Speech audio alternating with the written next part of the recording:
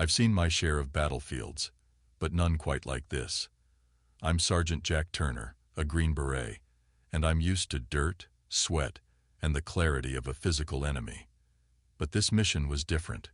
We were fighting a shadow, an enemy lurking in the digital ether.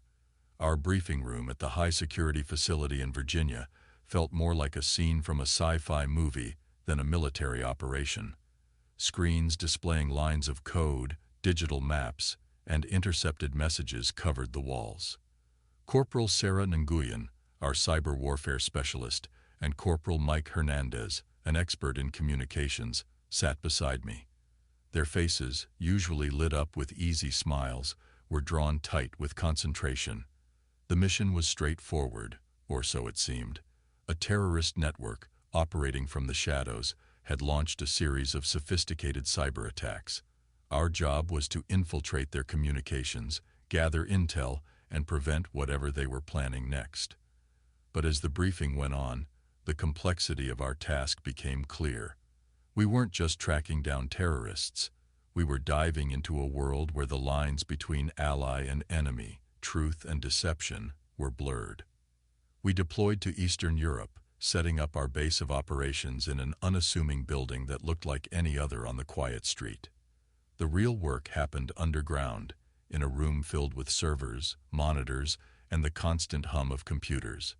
It was a stark contrast to the rugged terrains I was accustomed to. Our first task was surveillance. Sarah and Mike worked tirelessly, their eyes scanning through lines of code, looking for patterns, anything that could give us a lead. I was more at home on the ground, but this mission required a different kind of soldiering. I watched them work, admiring their focus and skill, a reminder of the diverse talents that make up a Green Beret team. Then, one night, Sarah called us over. She had intercepted a string of encrypted communications. As she decoded the messages, a cold sense of dread settled over us. The terrorists were planning something big, something that went beyond the usual tactics. The messages were cryptic, but one thing was clear: we were running out of time. The mission took a turn when Mike, attempting to trace a signal source, fell victim to a counter-hack. He was thrown back from his computer, his equipment fried. We were used to physical injuries, bullets, and shrapnel, but this was different. Mike was shaken, his hands trembling as he recounted the attack. It was a stark reminder. In this new battlefield, the enemy could strike from anywhere, at any time. As I lay in my bunk that night, the weight of our task pressed heavily on me. We were soldiers without a front line, warriors in a world where our enemy could be 1,000 miles away or right next door. This was the new face of war, and we were right at the heart of it. The thought was both exhilarating and terrifying. But one thing was certain: we were in this together, and we wouldn't back down, no matter what the shadows held. The days that followed blended into a relentless cycle of code and shadows. Sarah and I spent hours poring over the intercepted communications, trying to piece together the terrorists' plan. The messages were like a puzzle, one where the pieces kept changing shape. The more we discovered, the deeper the mystery seemed to get. Each new piece of information only led to more questions. Mike, despite his recent scare, was back at his station, his determination stronger than ever. His fingers danced over the keyboard as he worked to bolster our defenses and track down the source of the counter-hack. I admired his resilience. It was the kind of grit that defined us as Green Berets, the ability to get knocked down and stand up even stronger. One evening, as the sun dipped below the horizon, casting a golden glow through the window, we made a breakthrough. Sarah, with a mix of exhaustion and excitement in her eyes, decoded a message that hinted at a location. It was vague, but it was the first solid lead we had. The message spoke of a meeting, a gathering of key figures in the terrorist network. It was the opportunity we had been waiting for. The weight of our discovery hung in the air. This was it, the chance to move from the shadows into the light. But with that opportunity came risk. We were stepping into the unknown, moving from our world of screens and code into their world, a world where the danger was all too real. We prepared for the mission with meticulous care. Every detail was reviewed, every contingency plan discussed. This was what we were trained for, the moment where preparation met opportunity. But as we geared up, I couldn't shake the feeling of unease. The digital world was unfamiliar territory, and we were about to step right into the heart of it. The night of the mission arrived with a tense silence. We moved through the dark streets, the city around us asleep and unaware of the dangers lurking in its midst. Our destination was an abandoned warehouse on the outskirts of town, the supposed location of the meeting. As we approached, every sense was heightened. The warehouse loomed before us, a silent sentinel in the night. We split up, taking positions around the perimeter, ready to move in on my signal. I could feel my heart pounding, the adrenaline coursing through my veins. This was it, the moment of truth. But nothing could have prepared us for what happened next. As we closed in, ready to breach the building, a sudden explosion rocked the night. The warehouse erupted in flames, a fiery inferno lighting up the sky. We were thrown back, disoriented and confused. The meeting, the terrorists, the intel, all gone in a blinding flash. As we regrouped, the realization hit us hard. We had been outplayed, lured into a trap. The enemy was always one step ahead, their moves unpredictable and shrouded in darkness. This was more than a battle of guns and grit. It was a war of wits and shadows. We returned to our base, the silence of our defeat echoing louder than any explosion. But as I looked around at my team, their faces set in grim determination, I knew this wasn't the end. It was just the beginning. The battle against the unseen enemy would go on, and we would be ready.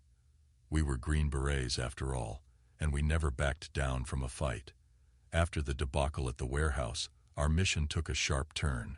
We needed to get closer, infiltrate their ranks, understand their operations from the inside. It was a risky play, but necessary. I volunteered to go deep undercover in a local town where we suspected the terrorist network had its roots. Blending in wasn't just about the right clothes or language. It was about demeanor, mindset, becoming someone else. The town was a maze of narrow streets and closely packed houses, with the air of a place that held its secrets close. I spent the first few days observing, becoming a familiar face, just another stranger passing through. My persona was that of a freelance journalist, a cover that allowed me to ask questions without raising too many suspicions. It was during a casual conversation at a local cafe that I met Elena, a woman whose sharp eyes missed nothing. She worked at the town hall and had her finger on the pulse of the community. Our initial exchanges were cautious, but there was an undercurrent of understanding between us. She had information, insights into the comings and goings of the town that were invaluable. As days turned into weeks, the pieces of the puzzle began to fall into place. The terrorist network was more deeply embedded in the town than we had imagined. They moved like shadows, blending in with the locals, using the town as a front for their operations. The line between innocent civilian and enemy combatant was blurred, making our task all the more challenging. My interactions with Elena grew more frequent. She was a well of information, but with each piece she gave, I felt the price would be high. Trust in this game was a double-edged sword. Yet her insights were crucial, leading us to uncover a network of safe houses and a list of key operatives. But in this world of deceit, not everything was as it seemed. One night, as I followed a lead from Elena, I walked right into an ambush. It was a setup. Gunfire erupted around me, shattering the calm night. I narrowly escaped, my heart racing, the bitter taste of betrayal in my mouth. Returning to our base, I was filled with a mix of anger and admiration. Elena had played us, but her deception was a lesson in the art of war in this shadowy realm. It was a reminder that in this fight, alliances were fleeting, and trust was a luxury we couldn't afford. The team rallied around me, their support unwavering. We had been dealt a blow, but we were not defeated. The incident only sharpened our resolve. We had a clearer picture now, an understanding of how deep and treacherous the waters we were navigating were. That night, as I lay awake, the events of the past weeks replayed in my mind. The faces of the townspeople, the conversations with Elena, the ambush. It was a web of deceit, each thread carefully woven to trap the unwary. But we were not unwary. We were Green Berets, trained to adapt, to overcome.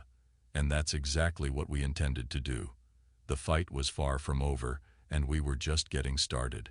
The setback in town was a hard lesson, but it galvanized us to shift our approach. Sarah, back at our base, orchestrated a daring cyber operation to penetrate deeper into the terrorist network.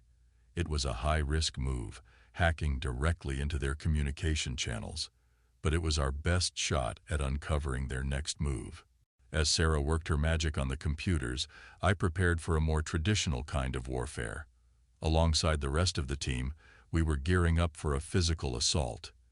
The intel Sarah gathered would guide us to a critical node in the terrorists' operations, a safe house that, we believed, was key to their plans for a biological attack.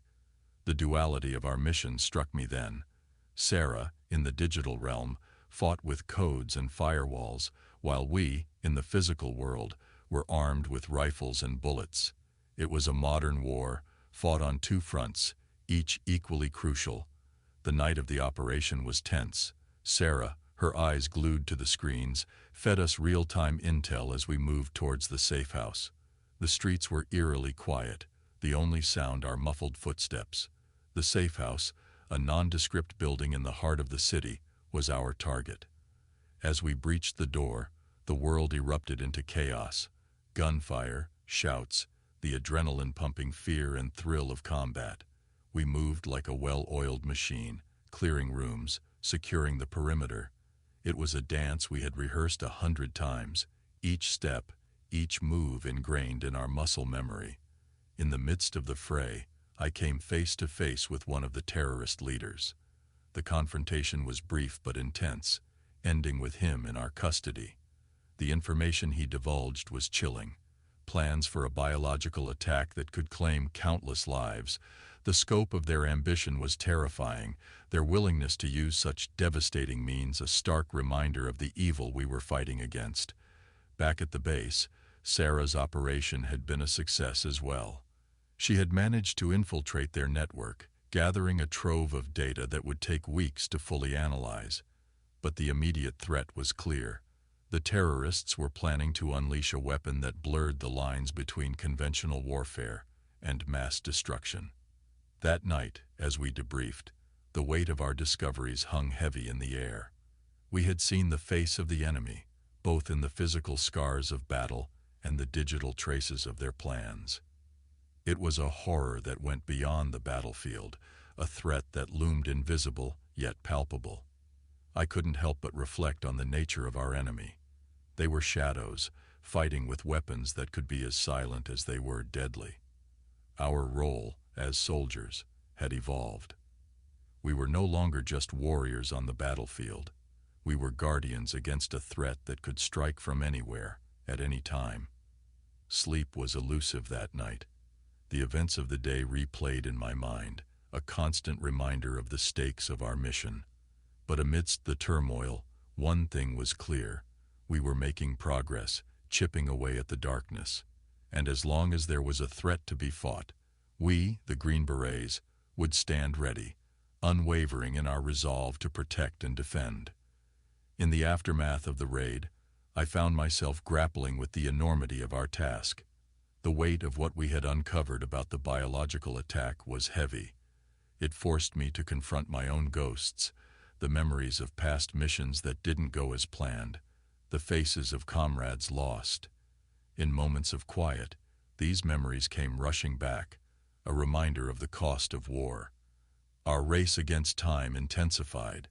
The information we had extracted from the terrorist leader painted a grim picture. The attack was imminent, the target unclear, but the potential for devastation was undeniable. Our team worked around the clock, piecing together intel, planning our next move. The pressure was mounting, each tick of the clock a reminder that we were operating on borrowed time. Unexpectedly, Elena reappeared. She came to us, a mix of fear and determination in her eyes. She offered information, crucial details about the planned attack. It was a lifeline, but trusting her again was a gamble. Her betrayal still stung, yet her information had the ring of truth. In this shadow war, allies and enemies often wore the same face. I made the decision to trust her, to use the information she provided. It led us to a storage facility on the outskirts of the city, a potential site for the manufacturing of the biological weapon. The operation was swift, our movements precise. We found evidence of the weapon, but we were too late. It had already been moved. The feeling of being one step behind was frustrating, but every piece of information was a step closer to preventing the attack. We leaned heavily on Sarah's cyber skills, her ability to track digital breadcrumbs. Her work, coupled with the intel from Elena, began to paint a clearer picture of the terrorists' network and their plans. As we delved deeper into the planning, the personal toll of the mission became apparent. The long hours, the constant tension, the high stakes. It was a relentless grind. But in the faces of my team, I saw the same resolve that kept me going. We were united in our purpose, driven by a shared commitment to stop the attack. Elena's role became increasingly vital. Her knowledge of the local networks, her insights into the terrorists' movements, were invaluable. She had her own reasons for helping us, driven by personal losses inflicted by the terrorists. Her story was a stark reminder of the human cost of this war, the innocent lives caught in the crossfire. The day we received confirmation of the target was a turning point. The terrorists were planning to strike at a crowded public event in the city, a place where the impact would be catastrophic. The realization hit us hard. We were not just fighting against an abstract enemy. We were fighting to save lives, to prevent tragedy. That night, as we prepared for what would be the most critical operation of our mission, I took a moment to reflect. The journey to this point had been fraught with danger, deception, and challenges. But through it all, we had persevered. We were more than a team. We were a unit, bound by a shared duty. And as the dawn approached, bringing with it the promise of confrontation, I knew we were ready. We had to be. The lives of countless innocents depended on it. The day of the planned attack arrived with a heavy sense of foreboding. Our preparations had been thorough, but the shadow of uncertainty loomed large. The target was a bustling public square, teeming with people, the perfect setting for a devastating strike. We had to be precise, swift, and above all, unseen. The balance between disrupting the attack and avoiding panic was delicate. As the team positioned themselves around the square, blending with the crowd, I felt the familiar surge of adrenaline. The square was a vibrant tapestry of life, people unaware of the danger lurking in their midst. Sarah was in our makeshift control room, her eyes on multiple screens, coordinating our movements, ready to provide real-time intel. The tension was palpable as we waited for the signal. Time seemed to slow down, each second stretching out. Then, it happened. A suspicious figure, matching the description of one of the terrorists, entered the square. The team sprang into action, a well-rehearsed ballet of precision and focus. We had to intercept the threat before it could materialize. But our enemy was cunning. The moment we moved in, chaos erupted. The terrorists had planted decoys, causing confusion and panic. The square descended into a frenzy, people running in all directions. It was the perfect cover for their escape, and our meticulously laid plans began to unravel. In the midst of the turmoil, Mike spotted the real threat, a man carrying a concealed device, heading towards the center of the square. Without hesitation, Mike sprang into action, his training taking over. He tackled the man, the device falling to the ground. The danger was imminent. The device started emitting a strange hissing sound. With no time to spare, Mike made a split-second decision. He threw himself over the device, shielding the crowd from the impending blast. The explosion was contained, but the cost was devastating. Mike lay motionless, his sacrifice a stark reminder of the brutal reality of our mission. The aftermath was a blur of activity. Emergency services swarmed the area, attending to the injured, securing the scene. We regrouped, shaken by the events, the loss of Mike weighing heavily on us. He had been more than a teammate. He was a brother in arms. His bravery had saved countless lives, but the victory was bittersweet. As we debriefed back at the base, the impact of the day's events sank in. We had prevented a major attack, but the threat was far from over. The terrorists were still out there, their network extensive and deeply embedded. Mike's sacrifice had given us the resolve to continue, to fight harder, to honor his memory. That night, as I lay in my bunk, Mike's last moments played over in my mind. The courage, the selflessness, the ultimate price of war. It was a somber reminder of what we, as soldiers, sign up for: to protect, to serve, to sometimes make the ultimate sacrifice. Mike had embodied that ideal, and in his honor, we would continue the fight with renewed determination and resolve. The war against the invisible enemy was still raging, and we were at the forefront, ready to face whatever challenges lay ahead. The days following the thwarted attack were heavy with reflection and regrouping. The base, once filled with the constant buzz of activity, was now shrouded in a somber quiet.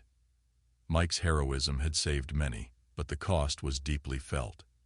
Each of us dealt with the loss in our own way, but the unspoken bond of our shared grief was a powerful undercurrent in every interaction.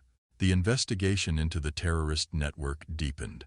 The data we gathered from the disrupted attack revealed a sprawling web of connections.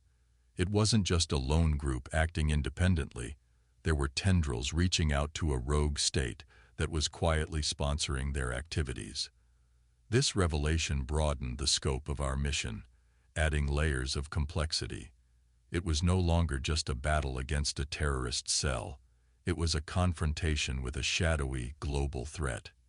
Sarah's expertise became more crucial than ever. Her ability to navigate the digital landscape, to trace connections and uncover hidden trails, was a key asset. As she delved deeper into the data, the scale of the network began to unfold. It was a sobering realization of the extent of our enemy's reach and resources. In quieter moments, I found myself pondering the nature of this new warfare. The battle lines were not clearly drawn. The enemy was not always in plain sight. It was a conflict fought in the shadows, where information was as powerful as bullets, and the digital realm was as critical as the physical. The traditional rules of engagement had evolved, and we had to adapt to stay ahead. The team's morale, though dampened by loss, was resilient. We were bound by a sense of purpose, fueled by the memory of Mike's sacrifice. The fight was personal now, more than just a mission. It was a crusade against the darkness that had taken one of our own. Elena's role in our operations grew. Her insights and intelligence had proven invaluable, and despite the initial mistrust, she had become a vital part of our efforts. Her motivations were driven by a personal vendetta against the terrorists, who had inflicted irrevocable damage on her life. Her story was a poignant reminder of the far-reaching impact of the terror we were fighting against. As we pieced together the next phase of our operation, the city around us seemed to carry on, oblivious to the invisible war being waged in its shadows. But we knew better. Every street corner, every face in the crowd, could hold a clue, a threat, a piece of the puzzle. The night before our next major operation, I couldn't sleep. The weight of command, the responsibility for my team's lives, and the lives we were striving to protect felt immense. I thought about the journey that had brought us here, the battles fought, both seen and unseen, and the sacrifices made. As dawn broke, casting a pale light over the city, I knew we were stepping into a crucial phase of our mission. The enemy was more than just a group of terrorists. It was the embodiment of fear, hatred, and destruction. Our resolve to fight, to bring light to the shadows, was unwavering. We were the front line in a battle that few knew was being fought, but we carried on. For Mike, for the innocent lives at stake, and for the peace that seemed so elusive in this shadowed world of war. As the first light of dawn touched the city, we readied ourselves for what we knew would be a pivotal operation. The intelligence gathered had led us to the mastermind behind the network, a figure shrouded in mystery and danger. This was our chance to strike at the heart of the enemy, to deliver a blow that could cripple their operations. Our target was a secluded compound on the outskirts of the city, heavily guarded and fortified. As we approached, the tension was palpably. Every training, every mission had led us to this moment. We moved with precision, each of us aware of the stakes. The compound loomed before us, a fortress hiding the architect of so much pain and terror. The assault was swift and intense. Gunfire echoed through the early morning, shattering the silence. We breached the compound, moving room to room, clearing each space with methodical efficiency. The air was thick with the smell of gunpowder and the sound of heartbeats pounding in our ears. In the heart of the compound, we found him. The mastermind, a man whose actions had caused untold suffering, stood before us, defeated but defiant. The confrontation was brief, but the weight of it was immense. With his capture, we had struck a significant blow to the terrorist network. It was a victory, hard-won and costly, but a victory nonetheless. In the aftermath, as we secured the compound and gathered evidence, there was a sense of closure, but also of continuation. We had disrupted a major threat, but the war was far from over. The shadows still held dangers. The network still had roots that spread wide and deep. The debriefing back at base was a mixture of relief and resolve. We had achieved a significant victory, but the battle against terrorism, against the shadows that threatened peace, was ongoing. Our success was a reminder of our capabilities, of the difference we could make. As I reflected on the events of the past weeks, the losses and the triumphs, I understood that this was the nature of modern warfare.